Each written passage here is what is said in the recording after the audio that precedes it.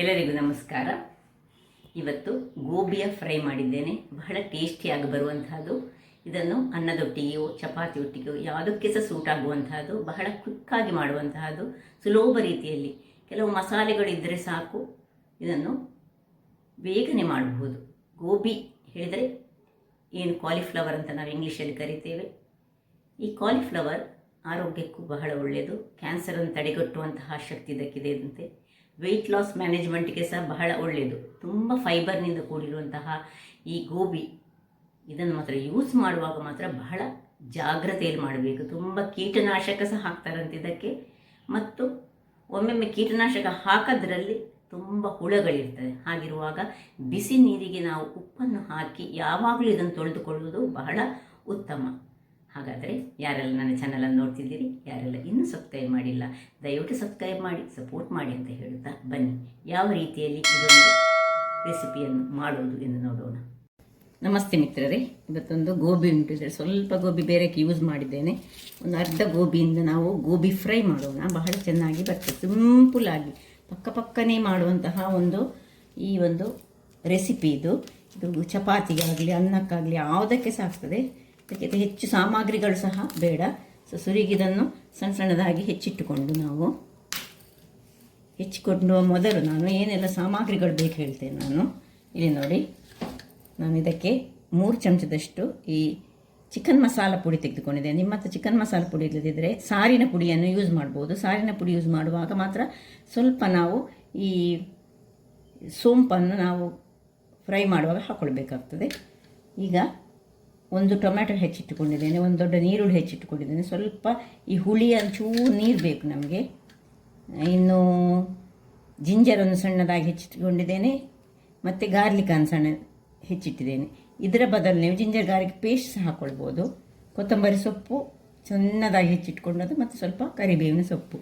ಈಗ ನಾವು ಮೊದಲಿಗೆ ಇದನ್ನು ಸಣ್ಣದಾಗಿ ಹೆಚ್ಚಿಟ್ಕೊಂಡು ಅದರ ಮೊದಲು ನಾನಿಲ್ಲಿ ನೀರನ್ನು ಬಿಸಿಯಾಗಲಿಕ್ಕೆ ಇಟ್ಟುಕೊಂಡಿದ್ದೇನೆ. ಅದಕ್ಕೆ ನೋಡಿ ಒಂದಿಷ್ಟು ಉಪ್ಪನ್ನು ಹಾಕ್ಕೊಳ್ತೇನೆ. ಉಪ್ಪನ್ನು ಹಾಕ್ಕೊಂಡು ಇದನ್ನು ಸುರಿಗೆ ಸಣ್ಣದಾಗಿ ಹೆಚ್ಚಿಟ್ಟುಕೊಳ್ತೇನೆ. ವೀಕ್ಷಕರೇ ನೋಡಿ, ಇಷ್ಟಿಷ್ಟು ದೊಡ್ಡದಾಗಿ ಹೆಚ್ಚಿಟ್ಕೊಂಡ್ರೆ ಆಯಿತು. ನಿಮಗೆ ಕಾಣ್ಬೋದು ಇಷ್ಟು. ಇನ್ನೀಗ ಇದನ್ನು ಈ ಬಿಸಿ ಆಗ್ತಾ ಇರುವ ನೀರಿಗೆ ಹಾಕ್ಕೊಳ್ಳೋಣ. ಉಪ್ಪು ಹಾಕ್ಕೊಂಡಿದ್ದೇನೆ. 1 ಕುದಿ ತೆಗೆದುಕೊಳ್ತಿದ್ದೇನೆ ನಾನು. ಜಸ್ಟ್ 1 ಕುದಿ ತೆಗೆದುಕೊಂಡು ಇದನ್ನು ಮತ್ತೆ ಆಫ್ ಮಾಡ್ಕೊಳ್ಳೋಣ. ಯಾಕೆಳಿದ್ರೆ ಹೀಗೆ ಮಾಡಿದರೆ ಸಹ ಅದೆಲ್ಲ ಹುಳಗಳು ಸಹ ಹೋಗ್ತದೆ, ಮತ್ತು ಅದರ ಒಟ್ಟಿಗೆ ಇದು ಸ್ವಲ್ಪ ಬೆಂದಾಗ ಅದಕ್ಕೆ ರುಚಿ ಸೊಪ್ಪಿನೊಟ್ಟಿಗೆ ಚೆನ್ನಾಗಿ ಬರ್ತದೆ. ವೀಕ್ಷಕರೇ ಇಲ್ಲಿ ನೋಡಿ, ಇದು 1 ಕುದಿ ಆಗ್ತಾ ಬಂತು. 1 ಕುದಿ ಬೇಕು ನಮಗೆ. 1 ಕುದ್ದ ಮೇಲೆ ನಾವು ಇದನ್ನು ಆಫ್ ಮಾಡಿಕೊಳ್ಳೋದು. ಇಲ್ಲಿ ಅಷ್ಟೊತ್ತಿಗೆ ನಾವೊಂದು ಮಸಾಲೆ ರೆಡಿ ಮಾಡೋಣ. 1 ನೀರುಳ್ಳಿ, 1 ಇಡೀ, 1 ಟೊಮ್ಯಾಟೊ, ಇಷ್ಟನ್ನು ಒಂದು ಮಿಕ್ಸಿಗೆ ಹಾಕ್ಕೊಳ್ತಿದ್ದೇನೆ. 1/4 ಚಮಚದಷ್ಟು ಸೋಂಪು, ಬಡೆ ಸೊಪ್ಪು, ಮತ್ತು ಸ್ವಲ್ಪ 1/4 ಇಂಚಿನಷ್ಟು ಶುಂಠಿ, 2-3 ಬೆಳ್ಳುಳ್ಳಿ, ಇನ್ನು ಸ್ವಲ್ಪ ಕರಿಬೇವಿನ ಸೊಪ್ಪು, ಸ್ವಲ್ಪ ಕೊತ್ತಂಬರಿ ಸೊಪ್ಪು. ಇಷ್ಟನ್ನು ಹಾಕ್ಕೊಂಡು, ಏನು ನೀರು ಬೇಡ, ಟೊಮ್ಯಾಟೊ ಮತ್ತು ನೀರುಳ್ಳಿಯ ನೀರೇ ಸಾಕಾಗ್ತದೆ. ಅದರೊಟ್ಟಿಗೆ ಸಣ್ಣ ತುಂಡು ಹುಳಿ, ಇಷ್ಟನ್ನು ಹಾಕಿ ಚೆನ್ನಾದ ಗ್ರೈಂಡ್ ಮಾಡಿ ಪೇಸ್ಟ್ ಮಾಡಿ ತರ್ತೇನೆ. ವೀಕ್ಷಕರೇ ಇಲ್ಲಿ ನೋಡಿ, ಪೇಸ್ಟ್ ರೆಡಿ ಆಯಿತು. ಈ ರೀತಿಯಾಗಿ ಬರ್ತದೆ ಪೇಸ್ಟು. ಈಗ ಇದನ್ನೀಗ ಪಕ್ಕಕ್ಕೆ ಇಟ್ಕೊಳ್ಳೋಣ. ಇಲ್ಲಿ ನೋಡಿ, ಇದು ಕುದಿಯಿತು. ಇದನ್ನು ಆಫ್ ಮಾಡ್ಕೊಳ್ತಿದ್ದೇನೆ. ಆಫ್ ಮಾಡಿಕೊಂಡು ಇದನ್ನು ಬಸ್ತು ಬಿಡೋಣ. ಇದು ನೀರಿನಿಂದ ಬೇಡ, ನಿಧಾನಕ್ಕೆ ಜಾಗ್ರತೆಯಿಂದ ಇದನ್ನು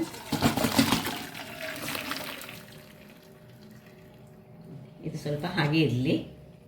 ಈಗ ಇದೇ ಗ್ಯಾಸ್ನಲ್ಲಿ ಬಾಣಲೆಯನ್ನು ಇಟ್ಕೊಂಡಿದ್ದೇನೆ. ಆ ಬಾಣಲೆಗೆ ಸ್ವಲ್ಪ ಎಣ್ಣೆ, ಯಾವ ಎಣ್ಣೆ ಸಾಕ್ತದೆ, 2 ಸ್ಪೂನಿನಷ್ಟು ಎಣ್ಣೆಯನ್ನು ಹಾಕಿದರೆ ಆಯಿತು. ಈಗ ಎಣ್ಣೆಗೆ ನಾವು ಸ್ವಲ್ಪ ಜೀರಾ, ಅದು ಸ್ವಲ್ಪ ಬಿಸಿಯಾಗಲಿ ಎಣ್ಣೆ. 1 ಚಮಚದಷ್ಟು ಜೀರಾ ಹಾಕ್ಕೊಳ್ತಿದ್ದೇನೆ. ಜೀರಾ ಉರಿಯುವಾಗ ಸ್ವಲ್ಪ ಕರಿಬೇವಿನ ಸೊಪ್ಪು, ಸ್ವಲ್ಪ ಎಳೆಯ ಕರಿಬೇವಿನ ಸೊಪ್ಪು,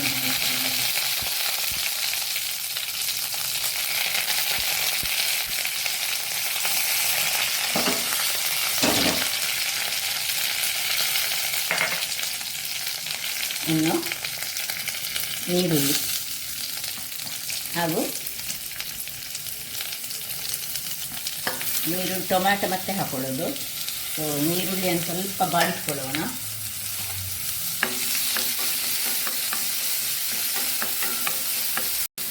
ನೀರುಳ್ಳಿ ಇಷ್ಟು ಫ್ರೈ ಆಗುವಾಗ ಇನ್ನು ಜಿಂಜರ್ ಮತ್ತು ಗಾರ್ಲಿಕ್ಕಿನ ಸಣ್ಣ ಸಣ್ಣ ಪೀಸ್ಗಳು ಅಥವಾ ಜಿಂಜರ್ ಗಾರ್ಲಿಕ್ ಪೇಸ್ಟ್ ಹಾಕ್ಕೊಳ್ಬೋದು ನಿಮಗೆ ಬೇಕಿದ್ದ ಹಾಗೆ. ಅದಾದಮೇಲೆ ಸ್ವಲ್ಪ ಕೊತ್ತಂಬರಿಯ ಸೊಪ್ಪು, ಇನ್ನು ಟೊಮ್ಯಾಟೊ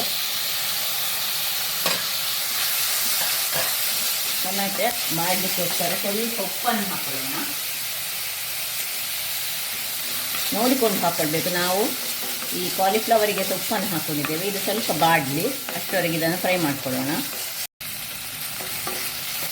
ಇಷ್ಟಾಗುವಾಗ ನಾವೇನು ನೋಡಿ ಪೇಸ್ಟ್ ಮಾಡ್ಕೊಂಡಿದ್ದೇವೆ, ಈ ಪೇಸ್ಟನ್ನು ಇದಕ್ಕೆ ಹಾಕೊಳ್ಳೋಣ. ಟೊಮ್ಯಾಟೊ ಸ್ವಲ್ಪ ಬಾಡ್ಕೊಳ್ಬೇಕು. ಎಲ್ಲ ಪೇಸ್ಟನ್ನು ಇದಕ್ಕೆ ತುಂಬ ಇರುವುದಿಲ್ಲ ಇದರಲ್ಲಿ ಏನು. ಇದೀಗ ನಾನು ಒಂದು 300 ಗ್ರಾಮ್ಸ್ನಷ್ಟು ಗೋಬಿಗೆ ಮಾಡಿದಂತಹ ಒಂದು ಕಲ್ಲರ್ ನೋಡಿ, ಇದು ಹುಳಿಯಿಂದಾಗಿ ಕಲ್ಲರ್ ಹೀಗೆ ಬರ್ತದೆ.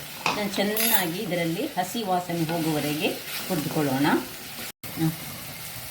ವೀಕ್ಷಕರೇ, ಇದು ಡ್ರೈ ಆಯಿತು. ಈಗ ಇದರಲ್ಲಿ 2-3 ಚಮಚದಷ್ಟು ಚಿಕನ್ ಮಸಾಲ ಪುಡಿಯನ್ನು ಹಾಕ್ಕೊಳ್ತಿದ್ದೇನೆ. ಚಿಕನ್ ಮಸಾಲ ಪುಡಿ ಇರದಿದ್ದರೆ ಸಾರಿನ ಪುಡಿ ಸಹ ಯೂಸ್ ಮಾಡ್ಬೋದು. ನಾನು ಹೇಳಿದೆಲ್ಲ, ಅದಕ್ಕೆ ನಾನು ಆಗ ಸೋಂಪು ಸಹ ಹಾಕಿ ತೋರಿಸಿದ್ನು. ಇದರಲ್ಲಿ ಸ್ವಲ್ಪ ಇದರದ್ದು ಡ್ರೈ ಅಂದರೆ ಹಸಿ ವಾಸನೆ ಹೋಗುವವರೆಗೆ ನಾವು ಮಾಡ್ಕೊಳ್ಬೇಕು. ಅದನ್ನು ತಿರುಗಿಸ್ಬೇಕು. ನಡುವಲ್ಲಿ 1 ಚಮಚದಷ್ಟು ತುಪ್ಪವನ್ನು ಹಾಕ್ಕೊಳ್ತಿದ್ದೇನೆ. ತುಪ್ಪ ಹಾಕಿ ಈ ಚಿಕನ್ ಮಸಾಲ ಅದರಲ್ಲಿ ಸ್ವಲ್ಪ ಫ್ರೈ ಹಾಕ್ಕೊಳ್ಬೇಕು ನೋಡಿ, ಡ್ರೈ ಫ್ರೈ. ನಾನು ಹೇಳಿದಲ್ಲಿ ಇದೀಗ ಡ್ರೈ ಆದ ಒಂದು ನಮ್ಮದು ಈ ಗೋಬಿಯ ಪದಾರ್ಥ. ಇದನ್ನು ಸ್ವಲ್ಪ ನೀರಾಗಿ ಮಾಡಿಕೊಂಡು ಸಹ ಮಾಡ್ಕೊಳ್ಬೋದು, ಡ್ರೈ ಆಗಿ ಸಹ ಮಾಡ್ಕೊಳ್ಬೋದು, ಯಾವ ವಿಧಾನದಲ್ಲಿ ಸಹ ಮಾಡ್ಬೋದು. ಹೀಗೆ ಇದು ಒಳ್ಳೆ ಡ್ರೈ ಆಗಲಿ. ವೀಕ್ಷಕರೇ ನೋಡಿ, ಹಸಿ ವಾಸನೆ ಎಲ್ಲ ಹೋಯಿತು, ಒಂದು ಅದಕ್ಕೆ ಬಂತು. ಈಗ ಈ ಮಿಕ್ಸಿಗೆ ಸ್ವಲ್ಪ ನೀರನ್ನು ಹಾಕ್ಕೊಂಡು ಇದರಲ್ಲಿ ಒಂದು ಅರ್ಧ ಲೋಟದಷ್ಟು ನೀರನ್ನು ಹಾಕ್ಕೊಂಡು ಇದಕ್ಕೆ ಹಾಕೊಳ್ಳೋಣ.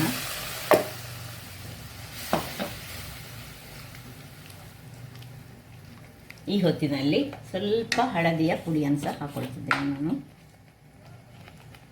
1 ಚಮಚದಷ್ಟು ಹಳದಿಯ ಪುಡಿ,